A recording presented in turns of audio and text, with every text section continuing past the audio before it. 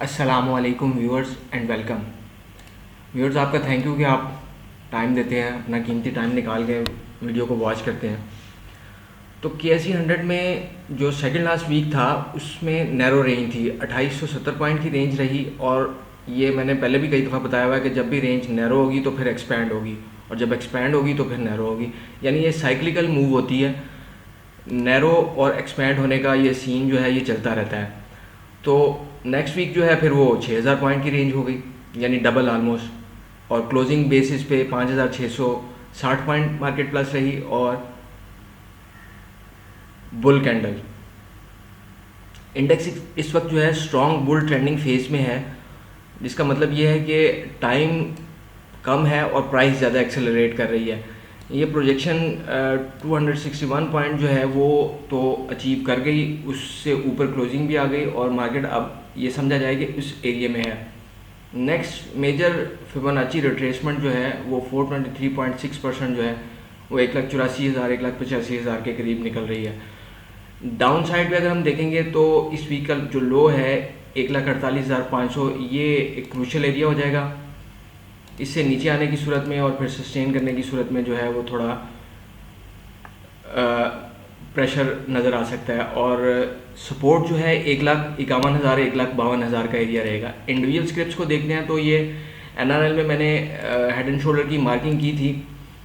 तो head and shoulder के breakout के बाद प्राइस रीटेस्ट, और रीटेस्ट के बाद इसने कोई टाइम नहीं लगाया, विद इन नो टाइम जो है वो अपने टारगेट्स की तरफ जाते हुए, अगरचे ये लॉसेस में ही है लेकिन इन्होंने अपने जो इस दफ़ा रिजल्ट्स दिए थे उसमें लैंड को रीवैल्यूएट किया था इन्होंने, जिस वजह से इसके रिजल्ट्स जो थे थोड़े अच्छे नज़र आ रहे थे। अदरवाइज रिफाइनरी है लॉसेस में ही।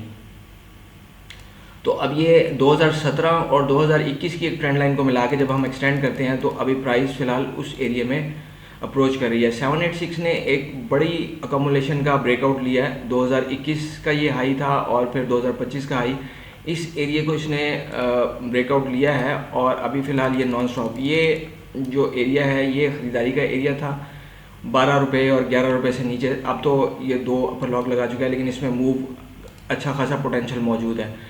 पहल भी अपनी बेस बनाने के बाद थोड़ा बेहतर होते हुए, और इसमें सपोर्ट जो है 51 का एरिया बनेगा और रेजिस्टेंस जो है वो 55 का एरिया। अल्टीमेटली इसमें 100 रुपीज़ प्लस जो है वो आने वाले टाइम में, आने वाले मंथ्स में इसे देखा जा सकता है। आदमजी इंश्योरेंस की ये ट्रायंगल का ब्रेकआउट हुआ है 2007-8 का जो हाई था, और उसी साल फिर लो भी जो लग गया, और फिर 2017 का हाई। ये दो नुमाया टॉपों को मिला के, हम टॉप्स को मिला के जब हम एक्सटेंड करते हैं ट्रेंड लाइन को, तो उसकी बुनियाद पे ये अब ब्रेकआउट और पोस्ट ब्रेकआउट अकोमुलेशन जो है ये अब यहाँ पे इस एरिया में नज़र आ रही है। बैंक ऑफ पंजाब ने भी, जो पहले भी इन्फॉर्म किया गया था कि इंटरम डिविडेंड जो दिया है उसकी बुनियाद पे इसमें अच्छा खासा अट्रैक्शन नज़र आ रही है।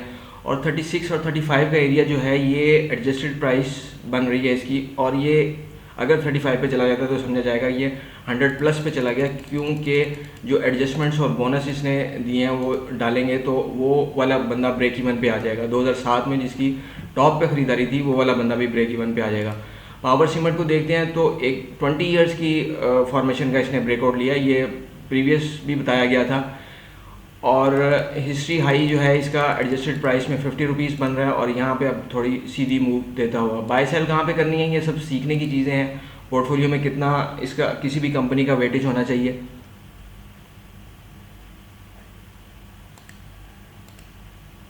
ये सब कुछ सीखने की चीज़ें हैं। मैपल लीफ जब 40 रुपये 42 रुपये के एरिया में था वहाँ पे इन्फॉर्म किया गया था कि इस ट्रायंगल का ब्रेकआउट हुआ है, ये ट्रायंगल का ब्रेकआउट हुआ है जो सर्कल ड्रा है, और ये हिस्ट्री हाई इसका 110 रुपये के करीब बन रहा था एडजस्टेड प्राइस में, वहाँ पे आ गया। और मूव अभी फ़िलहाल इसमें पोटेंशियल मौजूद है। सेम सिचुएशन DGKC की भी, ये अपने हिस्ट्री हाई को इसने रिपीट कर दिया। 2017 वाले 2016-17 वाले हाई को मार्केट ने अब आके रिपीट किया, लेकिन इसमें टाइम कितना गुजर गया और प्रेशर कितना आ गया, उस वक्त करेंसी की क्या वैल्यू थी, करेंसी कितनी डेप्रिशिएट हो गई, मल्टीपल फैक्टर्स हैं। लेकिन इन टर्म ऑफ रुपीज़ जो है प्राइस वहाँ पे आ गई। व्यूअर्स, ये बाय सेल कॉल नहीं होती। Thank you for watching the video.